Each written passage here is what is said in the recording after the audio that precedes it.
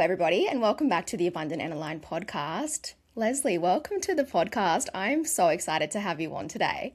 Oh, thank you. I'm so excited to be here.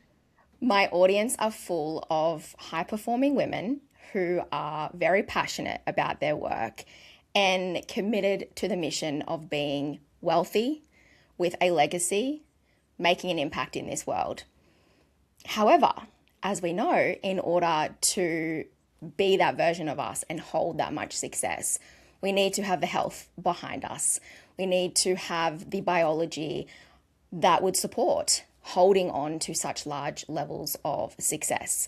So today I wanted to ask all of the questions that we are wondering when it comes to optimizing our health as high-performing women so that we can continue to hold large amounts of success without burning out and without becoming chronically ill. But before we get into that, you are obviously a functional nutritionist, so we have the right woman in the house. You focus on root cause healing for women, which I absolutely love. You are not about a band-aid, a band-aid result. You get to the root cause. And I think there are so many hidden root causes that so many women are not educated on, and that's what I wanted this episode to be about today. But along with that, you're obviously the host of Becoming Her. You have built an online community of over 10,000 women and men who follow your journey. And I think that just speaks volumes to how much you care about health and how much this conversation is needed in today's modern world with everything we all have going on. So before we dive into all of the questions I have planned today, I would love to just start with your story. How did you end up in the health space? Why did you choose this path? In my previous career, I was a vice president of sales in the technology space, and that was a very demanding role from an energetic perspective, from a stress resilience perspective. And in that role, I was doing a lot of traveling, like very, very rarely home. And I was also in the mindset of like, I always want to be the best of the best. Like I'm just competitively wired. And I, love pushing the limit. I love seeing how high performing I can become. Like what can I produce? And of course, in that sales role, it was all about competitiveness, and who could travel to see more clients, who had better relationships with these clients, and, who could get the most sales. And over the course of that career, I sold over $18 million in technology, and I killed myself doing it. And so once I got about halfway through that career, I started to grow up a little bit, and I started to kind of look around and see like, are the leaders that are my leaders people that I aspire to be like? Do I want to live their lives, And when I was honest with myself about the answer to that question, it was no, because I'm not speaking for all of them, but there were quite a few that were not very well and not very happy in what they were doing. And I don't necessarily think that it was the work that they were doing, but I do think that it was what they had to sacrifice, what they thought they had to sacrifice for their work. And so that's when I started to question, when you used to look up to these people and aspire to be like these people, but there's like this like voice in your gut that's like, something's not pulling you or magnetizing you to this path. And it led to me really pushing myself well beyond my limits. And my limits were low because my input was poor. My sleep was poor. My hydration was poor. I was drinking alcohol all the time. I was people pleasing all the time. I would go wherever they told me to go, no matter what I had to sacrifice. My personal life was trash because I sacrificed everything for my professional life. My nutrition was airport food. Like I was not giving myself a chance. And one day I was on the way to the airport and I had a panic attack in the Uber. And I realized on that day, okay, like body is saying, no. Like no more neglect, no more pushing past my limits, no more people pleasing.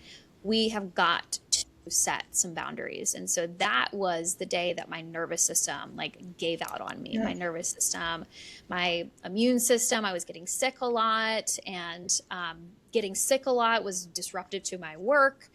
I was getting anxious before presentations and calls and client meetings. And I was sick of being so uncomfortable and feeling so unsettled in my mind and in my body that I decided I was going to have to do something about it.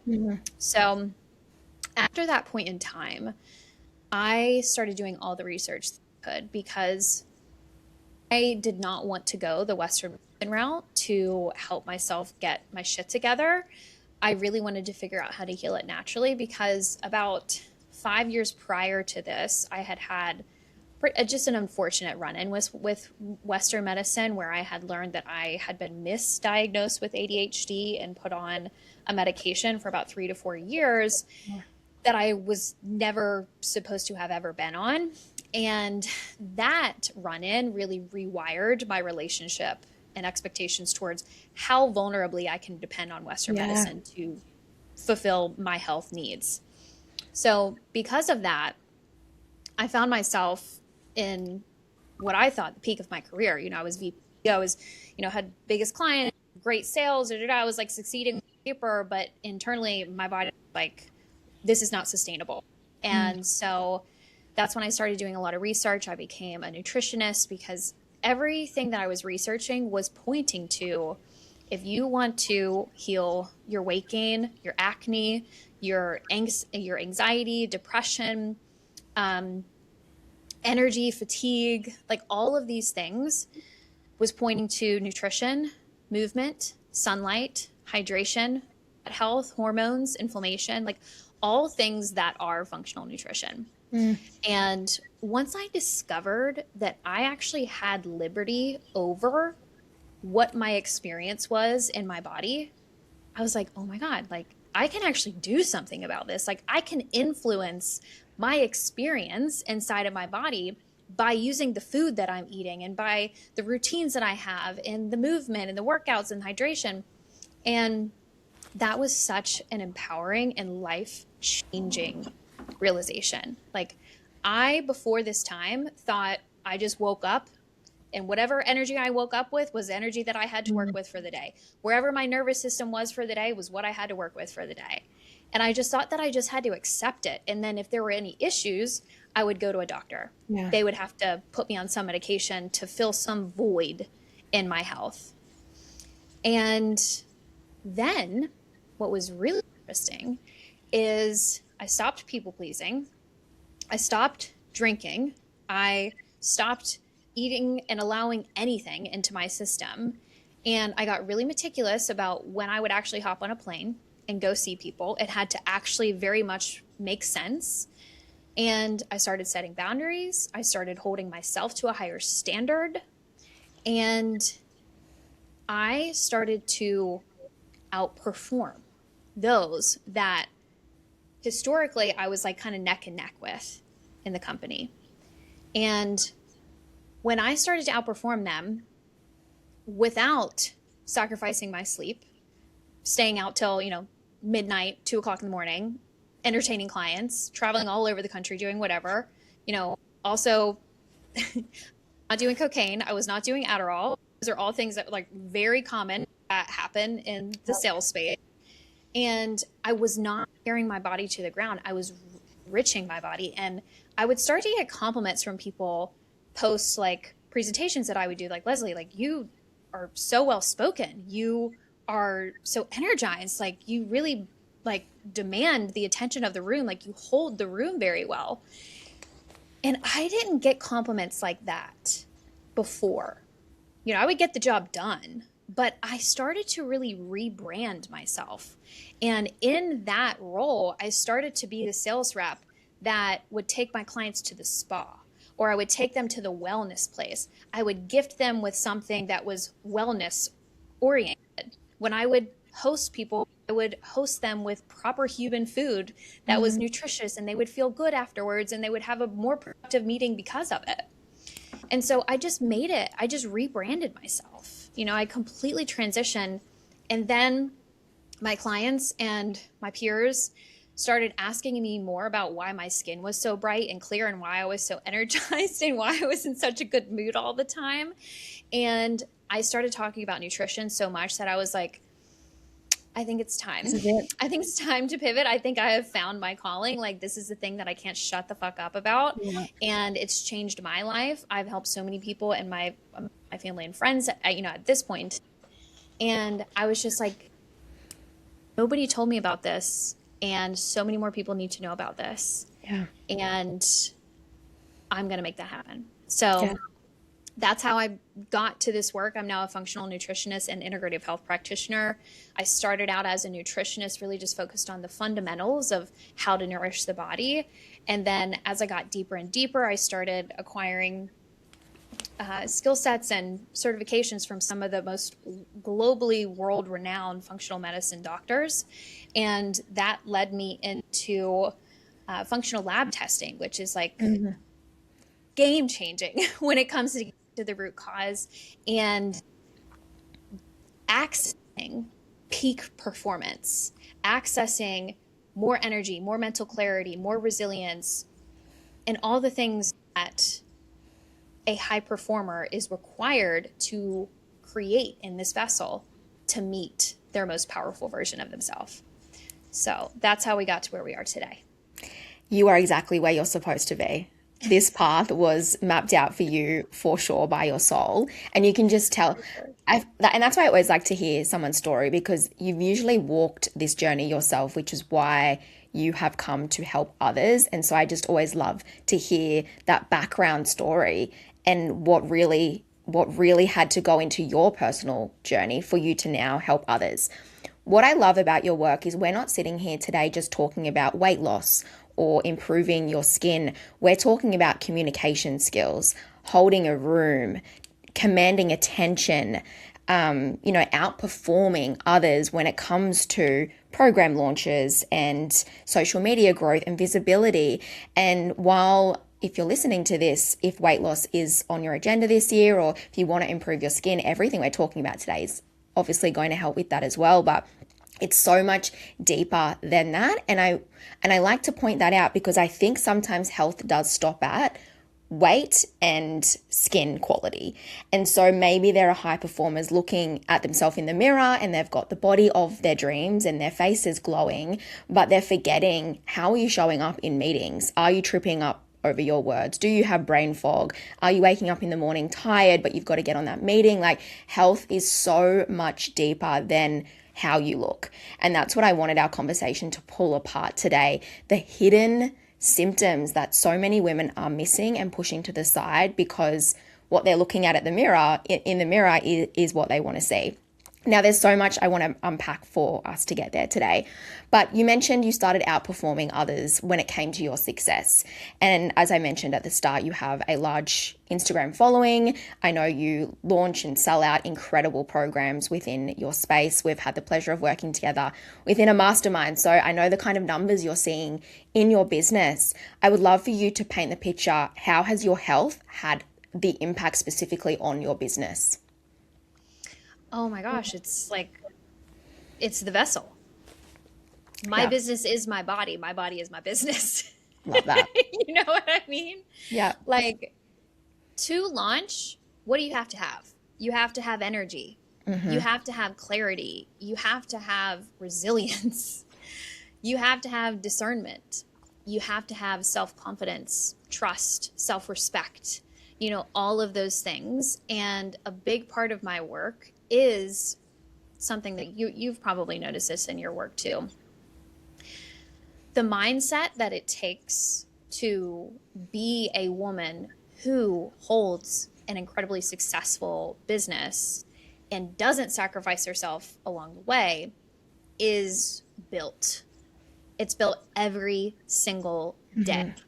And when I'm at a launch, I get very relentless about how I protect my energy. and what I'm focused on for throughout that time frame. And that's because those resources are limited. You know, like we all have that 24-hour window day, and yes, everyone has different obligation levels, but some of us have more energy than others. Some of us have more brain fuel in the tank than others. Some of us have more mental clarity for more hours of that day than others. And that is the edge. When you're able to produce more, hold more, perform more, and you love how you look, you love how you feel. You know, I've definitely seen where business owners, especially in the online space, are getting to a state where they don't love how they feel, and then they avoid visibility that impacts their business, and it's just this negative cycle. What I have seen is business owners that have cystic acne or bloating or weight gain, and they're not loving how they're feeling, that damages their confidence. It also, if they aren't able, or they don't feel like they're able to hold those habits and the routines that create a really well represented presence, a presence of vitality, a presence of radiance, they oftentimes will avoid the camera. And when you avoid the camera, when you're an online business owner, that negatively impacts the momentum of your business. That negatively impacts your visibility and being able to find the people that really need your work, you know? And so what I have found is that because my skin is clear, because my skin is bright, because my energy and frequency is high, because I feel sexy in my skin and confident in the way that I carry myself, it makes me more magnetizing. Yeah. It's something that a lot of women desire and can have if they earn it and build it every day. And I think it's really important. I mean, specifically for me, I have to be an embodiment of my work, or I will not be trusted. I will not be respected. I do this and I take care of myself for me, but also to be an inspiration and a ray of hope for women that are also business owners to believe that it's possible. You know, I was just on an Instagram live today with Samantha Daly. She's a client of mine, and she was talking about how she is also finding that she is able to have more energy to give to her business. And she's finding that she has a lot more capacity and resilience to hold the things that her business is demanding of her. And she talked about how she was magnetized to working with me because I was an embodiment of my work. And so I think for all of those different reasons, it's not an option to not take care of yourself, you know? And from a mindset perspective, you build self-respect by doing hard things and proving to your belief system that you can do hard things, showing up consistently so that you know that you can rely on yourself. And that positively bleeds into your mindset and your work, and your clients will respect you more. You know, I've definitely had some clients that have maybe lost excess weight, and they're walking around with a lot more confidence now. And they're like, people are treating me differently, like in a positive way. Like, they're like, people are responding to my presence differently. And I'm like, hell yeah, they are. Because people, every one of us here knows it takes a lot of discipline to be in good shape. It takes a lot of discipline to take care of yourself. And it's a respectable thing to do. And people will treat you with more respect when they know that you have standards for yourself and they have to rise to them as well. Yeah, it's someone they can trust. It's someone they want to be around. And I love that you spoke about the energetic component, the influence your health has on your energy, because we talk about this a lot on the show. It doesn't matter how good your content is, how well spoken your content is, the words you're using. Why people choose you is because of that energetic pull that you have. It's the command that you have, and that's an energetic, it's a magnetic component. But of course, it's that conviction. It's like when you are convicted in who you are confident, you know what you're talking about. People are like, oh, I want to follow that person. Yeah. because they're confident and they move with the conviction of a Yeah. leader. Yeah, 100%. And again, you need the health, you need the vessel behind you in order to create that magnetism. Yeah. So, with all of that, I want to pull apart a lot of your teachings and a lot of your work because what we have made clear is your health should be a non negotiable, and really pouring into your vessel should be a non negotiable in your business. And, you know, a combination of mindset and health, I believe, is the most powerful combination you will ever focus on within your business. So, we often hear about high cortisol in women, high performing women, and being stressed. But I know you often talk about low cortisol and even flatline cortisol patterns. What's the difference? What's the cause for high cortisol, low cortisol, and what symptoms differentiate the two? I love this question because this needs to be talked about more. And the only thing that ever seems to be getting talked about is having high cortisol. Oh. I see so few women having high cortisol, and I see so many more women having flatlined or depleted cortisol. And cortisol is our stress hormone that is produced by our adrenals. And our adrenals are responsible for producing cortisol, adrenaline, and DHEA. So, what does it feel like when you have high cortisol? High cortisol feels like you are extremely overly energized. You are jittery. You are anxious because there's like a lot of pent up energy inside of your body. And it's actually kind of hard to make strategic decisions. You can make quick decisions, but they're not always great decisions. Mm-hmm. And I don't typically see women that have high cortisol because they feel on top of the world. They are like high off of high cortisol. And that's typically women that are in like their 20s, mid 20s.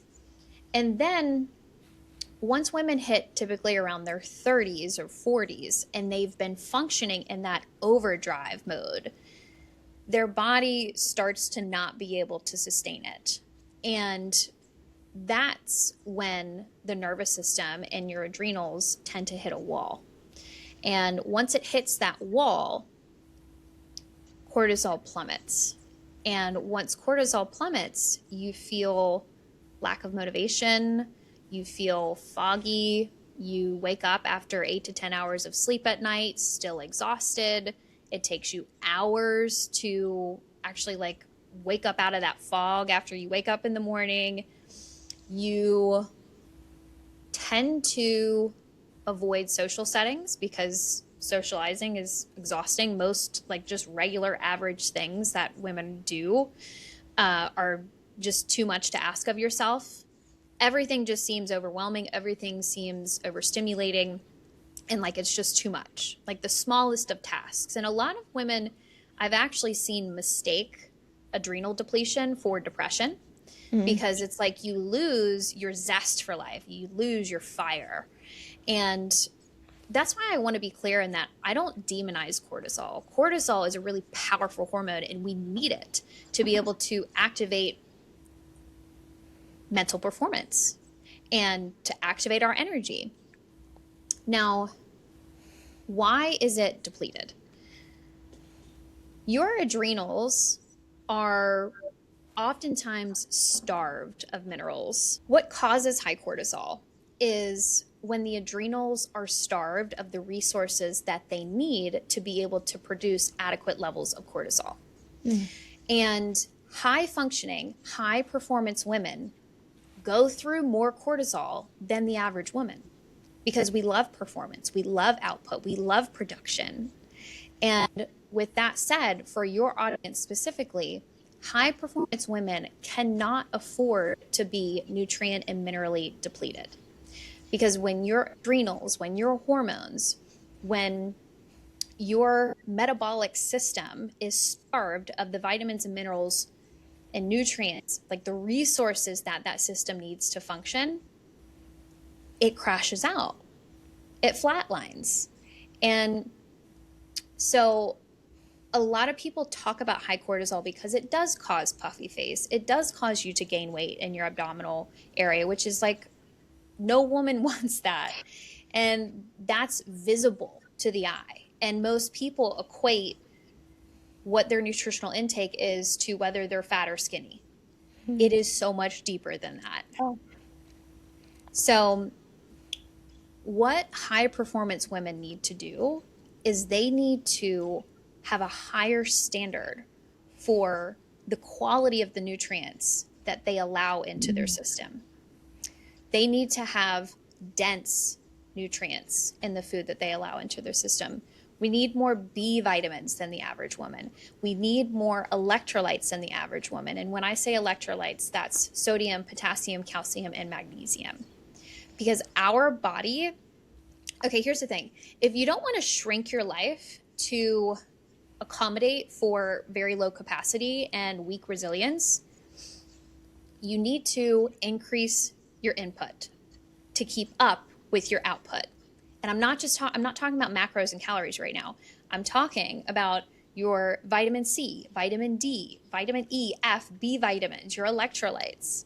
And that's what we need to be more focused on, is the density of the nutrients that we're putting into our system, as well as protecting our body from chronic sources of inflammatory foods, which is the ultra processed. And we can get into that if you'd like, but it's about increasing the quality and the density of the resources that you provide your body with through hydration, sleep, nutrients, and also protecting it from the sources of inflammation that suck the energy out of your body. I love this conversation because there's a trend towards high protein diets and your macro consumption within your diet, but certainly not enough on minerals and the mineral diets we should be including, which was actually my next question. Mineral depletion is another conversation you hold a lot on your social media and how this is contributing to burnout. Actually, before I get to this question, what I just found really fascinating about that is often you do hear cortisol demonized. You mentioned you don't demonize cortisol, and that conversation has clearly highlighted we need it in our body and it serves a purpose. But I think there is such a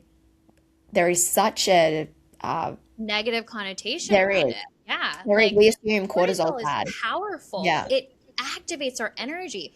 Cortisol and adrenaline is what supports our stress response. Yeah. We need to be producing it. It's what literally wakes us up in the morning. Yeah. Yeah. And in my testing, I test to see like what times of the day your cortisol is adequately producing. And when I can see that a woman is clinically adrenally depleted, aka burned out, she's not producing cortisol in the morning. And typically I see cortisol highest at night, which is when it should be the lowest. So what's not common knowledge is that I know the word burnout is all over the place right now, but I've also had lab results come back where I'm like, you're not clinically burnout. You're not burnout at all. Your hormones are actually very strong, but you got to stop drinking the wine every night. You got to get sleep. You got to get some movement in throughout the day. So what's interesting in my work is I was literally talking to Sam about this today. She was saying that one of her favorite parts about working with me was not identifying just what her root causes were, but also what was not relevant to her. Because there's so much noise out there today about high cortisol, parasites, mold toxicity, hormone imbalances, thyroid imbalances.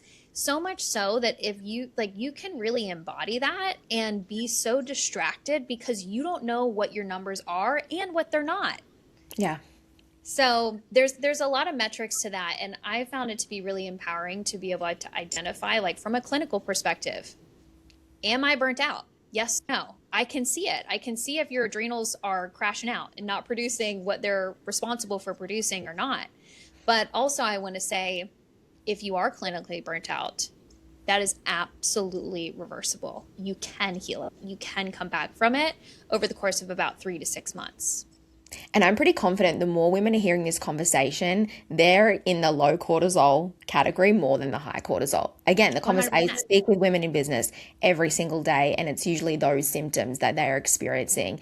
The foggy brain, the lack of energy, they know they've got shit to do today. They're mid-launch, but they just don't have that spark inside of them. And you see that so much. I've lost my spark. I've lost my spark. And I love that you mentioned a lot of people then put that into the category of depression and anxiety, but it's a hormone imbalance. It's the cortisol. Again, I'm loving this conversation. So I want us to go back now to mineral depletion. What do you believe is driving mineral depletion when it comes to modern life? Well, okay. Minerals typically come from your hydration. And in human history, we haven't always had this ultra sterilized water system. And we need a sterilized water system because there's a lot of prescription drugs and things like that that's like in our water systems today, and all kinds of toxins that we also don't want into our body. But our water is not as minerally dense as it once was, which is why the big fad of like adding electrolytes to your water is so prevalent today, and fair as it should be. You know, we need to be adding more minerals back into our water because that sterilization process of our water is killing off the minerals in our water. So our water is not as dense in minerals as it once was.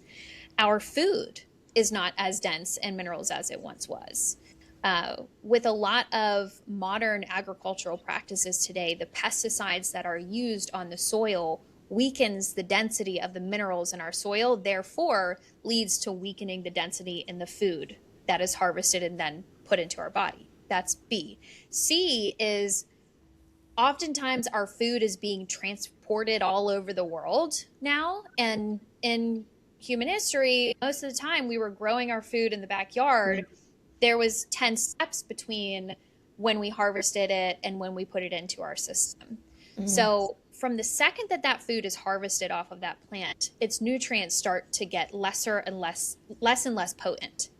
So, I mean, in America specifically, our food travels an average of 1,500 miles from where it was harvested, then sits on the shelf of, the grocery store, and then we get it into our system.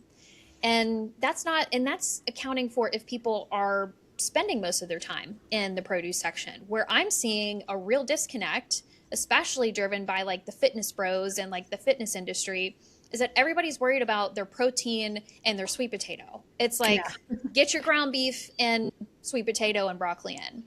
And it's like, there are thousands and thousands of different types of produce today that are vehicles for the vitamins and minerals that our body needs to function off of.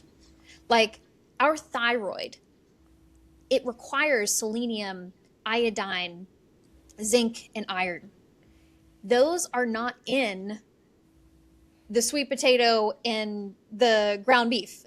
They're in the produce, the greens, the leafy greens, and like all of the luscious produce that we have access to today. And where I'm seeing so much depletion is there is this hyperfixation on protein and carbohydrates, and we're completely missing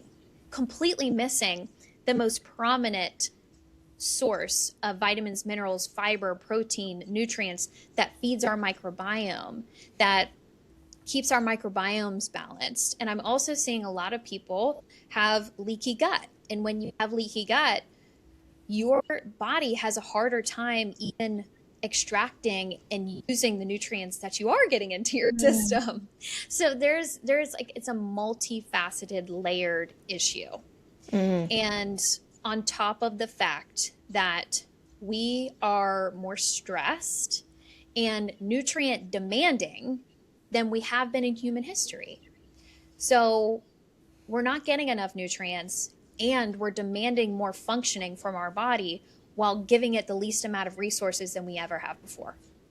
I was just about to say there's a real imbalance. We're pushing our bodies more than we ever have, but that is not being supported by the way that produce is harvested, where we're getting our produce from, the diets that a lot of people are following nowadays. We've really moved away from the traditional ways of eating from the land. So, what are some lifestyle upgrades women could implement to restore this balance? I appreciate working with someone like yourself and actually getting these tests so that you can have a personalized protocol is number one. But if they want to get off this episode and just start to create some lifestyle shifts, what would that be for them? Yeah, 100%. So I would say where high performing women are typically the worst is their sleep. And there is no supplement, there is no meal plan, there is no workout, nothing that I could assign that would make up for the lack of replenishment that happens when we sleep. So let me provide clarity on what good sleep hygiene looks like what our expectations should be, because this is number one. Like you must be getting 7 to 8 hours of sleep at night. And not just quantity, but quality. It's important that you prioritize your evening routine just as much as your morning routine, because your evening routine and your boundaries around your sleep is what creates your capability of implementing your morning routine. You know what I mean? Like we focus so much on what's your morning routine? What's your morning? Yeah. I want to know what's your evening routine. Like, are you down regulating the nervous system? Are you going to bed and actually even realistically giving yourself an 8-hour window to sleep? I see a lot of women sleeping 5, 6, 7, 8, 5, 6, 6.5 hours of sleep at night regularly. There's no supplement that can solve for that. Yeah. When we sleep, we rejuvenate, we regenerate, our brain detoxifies. So sleep is number one. 7, 8 hours of sleep at night. Quality matters. Next is hydration. I see this missed so much. Being dehydrated causes brain fog, causes bloating, causes poor digestion, it causes constipation, it causes, oftentimes if you have acne prone skin, it will cause breakouts, it will cause fatigue. You'd be surprised how many women come to me and they're like, I think I have IBS, or I think I'm constipated. I think I have a hormone imbalance. And I'm looking at their diet and lifestyle. I'm like, babe, you're dehydrated. Which is wild because it's probably one of the easiest things we can do on a day-to-day basis. Stay hydrated. I know. So half of your body weight in ounces a day is what I recommend for your target, your personalized target for hydration.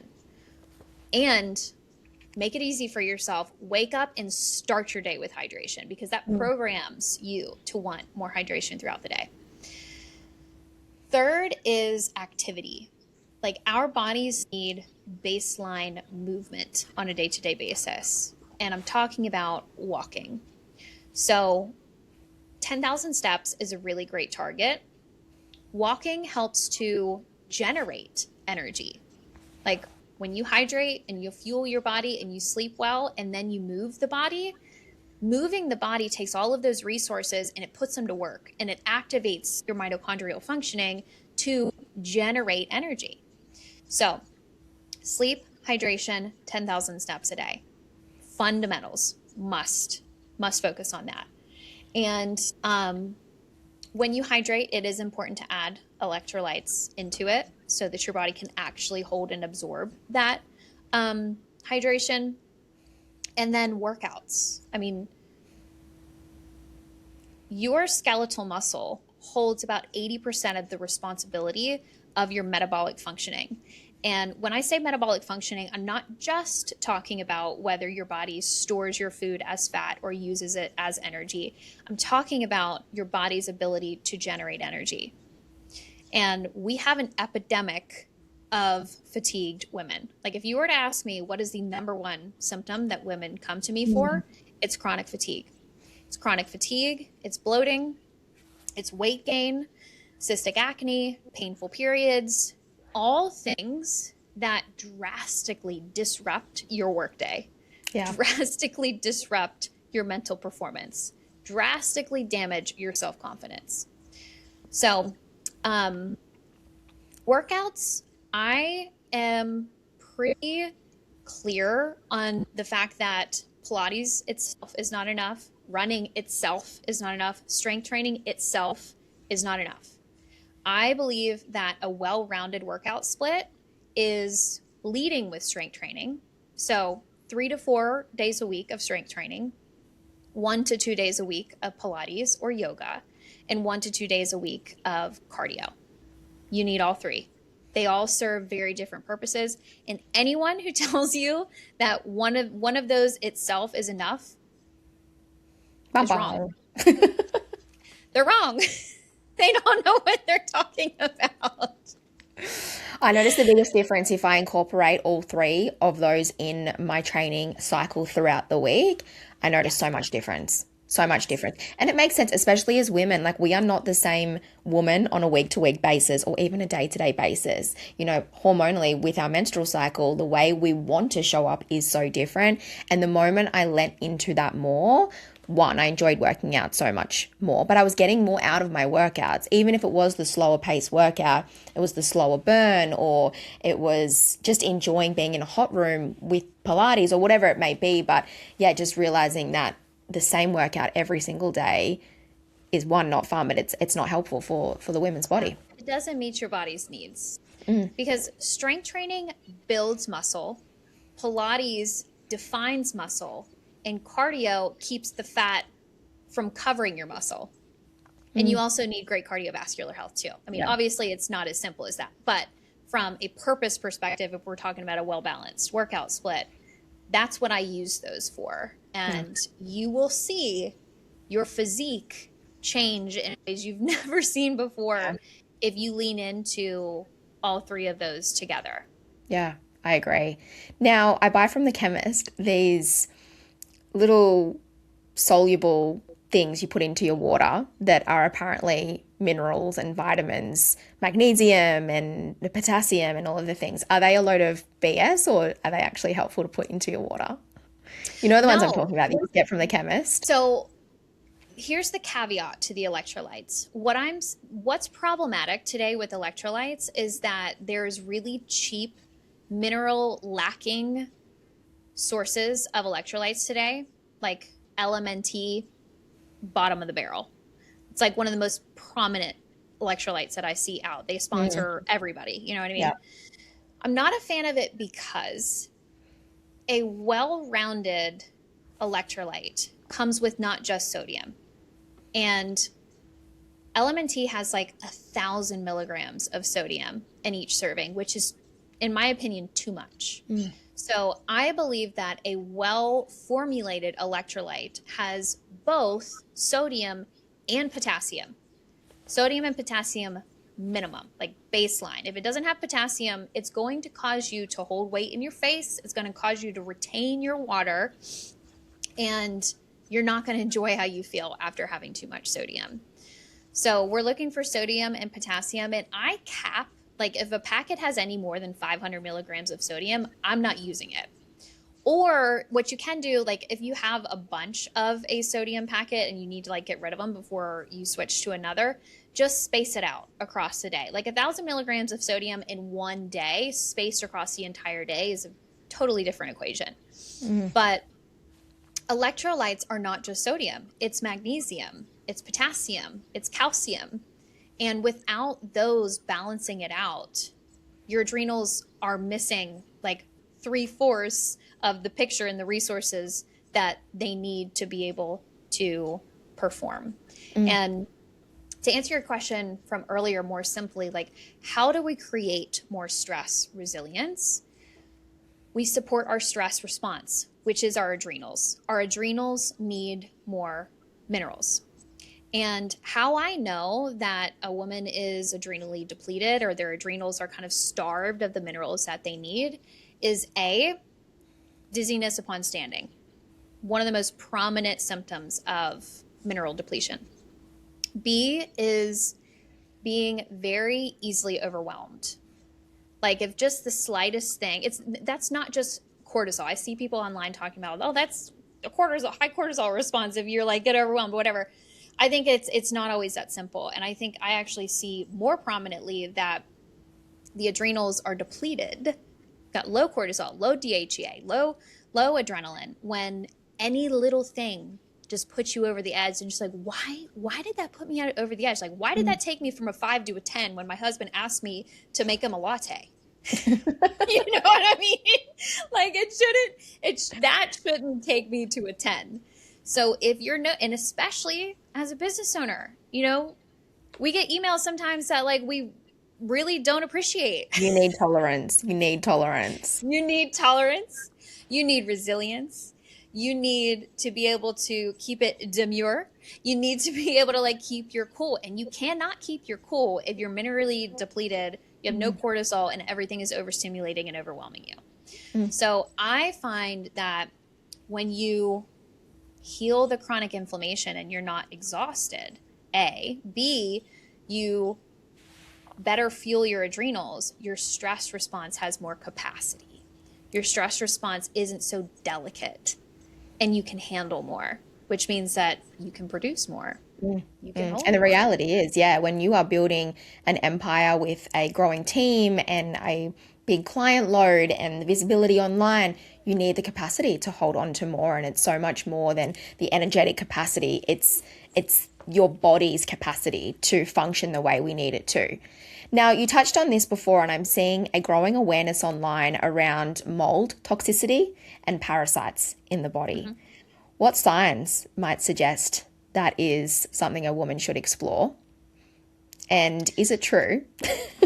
Is it true that if you spit into a cup of water, you can tell if you've got parasites in your body? No. I've actually not heard that one. Did you hear that? I've seen it multiple times, and I said to Bart the other night, like, I'm tempted to see what this spitting in the cup. I've seen it so many times on TikTok. They say spit into a cup of water before you go to bed at night, and then depending on where your spit is in the morning within the cup of water will tell you if you have parasites. I can't. And there are many doctors. Yeah, there are people online spitting into cups before they go to sleep. Okay, so the only ounce of accuracy around that is that parasites do activate in the evening. So if you have parasites, you will typically have anal itching and you will typically have severe sweats at night and severe IBS-like symptoms, like anything, like you can't put anything into your system without a severe digestive reaction. I test for hundreds of different parasites in my stool analysis lab, and it's the least common thing that I see. Like less than 10% of the stool analysis that I run come back with any active parasites. So, if you travel to like a third world country that has really poor, water cleansing, I would recommend to do a parasite cleanse when you come home. But those are really the most prominent symptoms that I would pay attention to if you were concerned about having parasites. Now, oh, by the way, if you do have parasites, they can literally be cleansed from the system in a matter of 12 weeks. So that's not a lifelong diagnosis or anything. They're very addressable. Mold toxicity. Now, mold toxicity is nasty to the body. It is like rude. It is so disruptive when it comes to symptoms. And I find that the most disruptive symptoms when it comes to mold toxicity is neuroinflammation, which feels like you literally can't remember anything. You forget your words. You have brain fog. You have trouble sleeping, or you wake up fatigued, a lot of bloating, and skin conditions. Like skin conditions are like eczema, rosacea, things like that are typically rooted in either a gut infection, a gut imbalance, a mold toxicity. And mold toxicity is another component that I test in my labs. And That is also not a very prominent thing that I see. The most common thing that I see in my gut microbiome lab testing is yeast and bacterial overgrowth. So that's what I would focus a bit more on rather than the parasites and Sitting the mold carbs. toxicity. But I will say, when it comes to mold toxicity, there are some unconventional ways of being exposed to mold other than it just festering in your walls. Mm. Eating a lot of leftover animal protein that's been like in the fridge, that can accumulate mycotoxicity because it's just like, it's not really meant to be Yeah. cooked and then cold and then just sitting in a fridge for multiple days, and it's completely invisible. Like, you know, oftentimes you can't see the mold toxicity. So leftover animal proteins is a pretty prominent source of mold exposure. Uncleaned faucets, those are really prominent, which is why I'm a huge advocate for reverse osmosis filtered water systems. That's the cream of the crop when it comes to properly actually cleaning your water. And if you're exposed to mold and you don't detoxify it from the system, it can live in the system for decades. Yeah. So when I do testing, I can see, based upon the overgrowth of certain strains of yeast in a organic acids test, if someone has accumulated mold toxicity exposure internally. And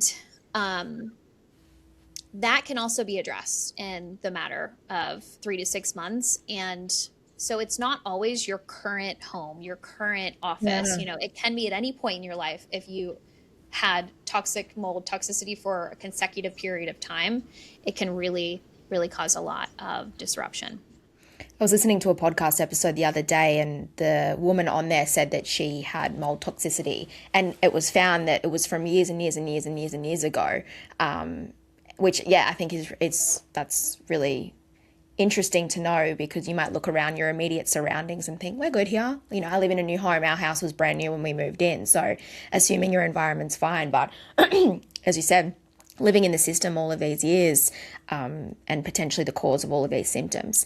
You know what, the alarm bells are going off in my mind. All of these symptoms you're talking about are quite similar. You know, the symptoms you just spoke of when it comes to mold toxicity, low cortisol, are quite similar. And this is why it's so important to work with someone like yourself to truly understand, because we may hear these symptoms and assume, oh, I've got low cortisol. So then you go and DIY at home for low cortisol, or I've got mold toxicity. So you're self-diagnosing yourself and then following at-home protocols, but potentially focusing on the wrong thing. And you're spending years and so much money as well on all of these trends and supplements for no reason. Yeah. 100%. Yeah. Yeah.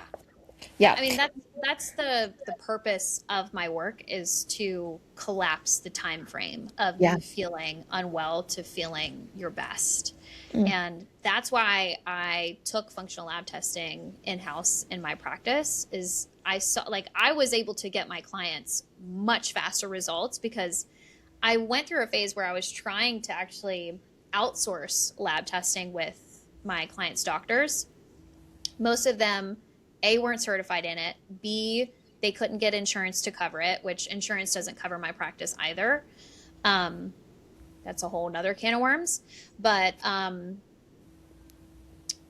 they also oftentimes weren't willing to even take the time to order them, much less, review them. So I was kind of forced into learning functional lab testing, and I fell in love with it, and I'm glad I was forced into it, because what's unique about my practice is that I'm a functional nutritionist as well as an integrative health practitioner.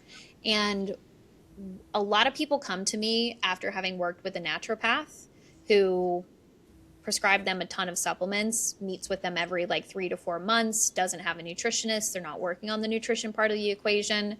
And in my client experience, because of the layer of my expertise, we do the full entire integrative approach: lifestyle, nutrition, mindset, functional lab testing, supplementation, workouts, all of it, which is why I don't take on a lot of clients, which is why I have a high ticket program and service, so that I can dedicate a lot of time to the clients that I do take on. So personalized. And yeah, but you're absolutely right. Like there's so much crossover amongst symptoms, and you won't know. You will Mm. not know unless you know what to test for. And that's why every single one of like my one-on-one VIP clients, I run a full metabolic hormone panel. I run a full stool analysis, organic acids test, so that I can find things that they wouldn't even know to sometimes even communicate. Yeah. And I love that you just mentioned you get results so much quicker by doing that. It's shaving off so much time and money by working with a specialist on your health. My final question. So a lot of my work rests on the idea that we are energetic beings and we have the ability through our subconscious mind and identity to heal ourselves and expand ourselves. And there's a growing conversation with thought leaders like Dr. Joe Dispenza, Bruce Lipton, who have found we have the ability to heal our bodies with the power of our mind. I would love your views on the relationship between biology when it comes to healing the body and the mindset part to it, because I'm so sure you bring both into your work. So I'd love your views on that. 100% agree. And the most common brick wall that I see standing between women feeling well and feeling their best is a belief that in order for them to feel well, or to get the snatched waist, or to get the clear, glowing, dewy skin, is that they have to restrict, and they have to sacrifice, and they have to miss out on the fun things. And where we have to not just kill that belief, let that belief die, is replace it with a mindset of, I have a very high standard for what I allow into my body. I do not allow just anything into my body. And the hard truth is that, listen, like, if you want to just go with the flow and eat how the average person is eating, expect to look, feel, and perform like the average person. Like, that's the truth. And though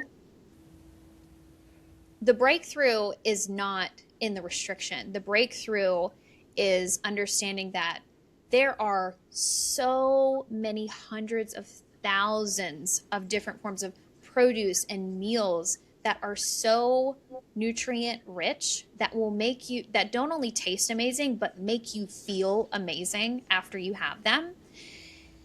And a big wall that I often see is women not wanting to release alcohol, or not wanting to release smoking, or not wanting to release sugar and like the glutens and the treat meals and things like that. And they're like, I don't want to be restricted. And oftentimes it's because they don't believe that they are capable of making a different decision. They don't believe that they can go to a party and not drink. They don't believe that they can go to a get together and not have what whoever is hosting is providing to eat, and they're like, well, I don't want to be that girl. And I'm like, who is that girl? Like, that girl is the girl that holds herself to a higher standard, that makes the extra effort to resource herself with an intake that is not going to have her battling brain fog for 2 to 3 days after she consumes whatever that thing is. And that's the thing. Most people, again, only equate what they put in their mouth to whether they get fat or they get skinny. Yeah. But what I'm on a big mission to debunk is that it's so much more than that. And inflammatory foods can cause inflammatory symptoms for 24 to 72 hours after consuming them, like immediately after consuming them. So the decision process changes a lot once you become more educated on what your nutritional decisions actually mean for your experience in your mind and your body. And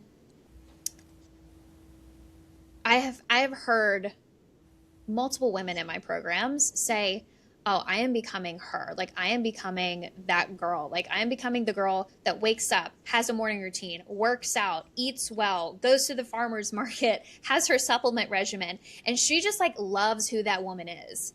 She, it's the woman that like a lot of women desire to be or to become. And there are things that have to go if you want to become that woman. There's short-term consequences. And I was just talking to one of my VIP clients about this today. She was saying that she went to a party and like there was a bunch of cupcakes and all the things and ice cream and all the things. And she was like, I felt in the moment like I was missing out. And I was like, listen, girlfriend, like everyone that was indulging in those things got about 5 minutes of joy and 2 to 3 days of inflammatory symptoms.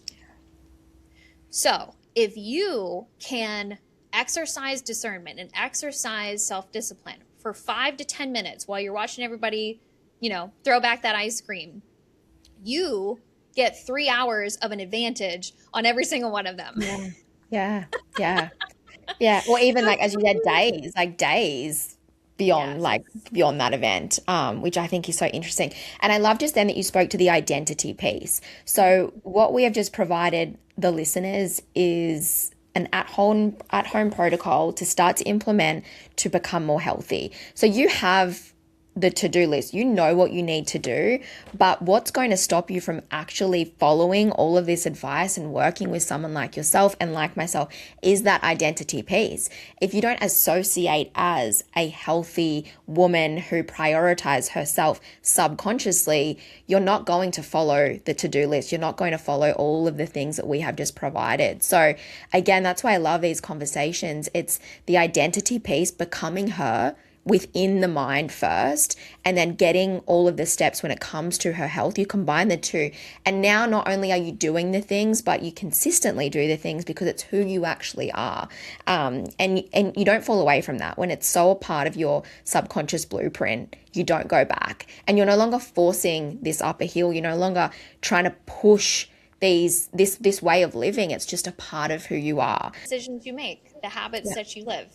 Yeah. It's like we wouldn't go all day without brushing our teeth. That is no longer a habit that you have to motivate yourself to do and think about. You subconsciously get up in the morning and you go and brush your teeth because it's a part of your hardwire. It's a part of your identity to have oral hygiene. The same can be said with all of this high performance health and lifestyle. It just becomes a part of you once it's absorbed into your mindset, into your identity, and then you're obviously showing up in a way that's so personalized. And I find that is so much more motivating when it's a protocol that's personalized to you and you know everything you're doing has an intention for you. Mm-hmm. Yeah, and I know that you are the queen of branding, and I love that so much. And I tend to find the conversion of who a woman was and getting to who she wants to be is a complete rebrand. Like, you're not going to be the go with the flow girl anymore. You're not going to be the people pleaser anymore. You're going to be the girl that is particular about where you go to eat because you want to make sure that you have the resources available to you to nourish your body in a way that makes you feel good. You're not going to be the girl that says yes to everything and now you don't have time for a workout. You're going to be the girl that makes the time for the workout. And I think one of the biggest part of resistance when it comes to rebranding into that woman that looks and feels amazing is getting comfortable disappointing the people around you that don't respect your goals. Mm-hmm. Like, you are absolutely going to have to get, like, it's you prioritizing you is oftentimes going to have to deprioritize people that expect you to always sacrifice your priorities for theirs. So that's a whole other part of the process, but it's a rebranding. It's you are literally rebranding how you're representing yourself in your life. And absolutely you should. Like, you deserve to have the wealth and the success that I know you are all striving for. And this is how you're going to create the vessel to hold on to it all and enjoy it when it's here, because that is the last thing I want to see. Women with these beautiful big businesses, but they're exhausted and dreading the work every single day. Like, that's not what we want. Leslie, this conversation has been so incredible, and I have no doubt they've all walked away with so much value to now go and implement into their own life. But as we've really highlighted in today's episode, it needs to go well beyond a podcast episode, and the approaches that you guide your clients through are so personalized. So where can they find you and how can they jump into your world? Yeah, well, thank you so much for the opportunity to pour into your community. I just highly respect and admire the community and the orbit that you have created. So it's been a pleasure to contribute to it. But if your community wants to stay connected with me, I'm Leslie Jackson Wellness, Leslie with an IE on Instagram. I also have a podcast called Becoming Her by Leslie Jackson. That's on YouTube as well as Apple and Spotify. And those are really my primary two sources of staying connected with my online community.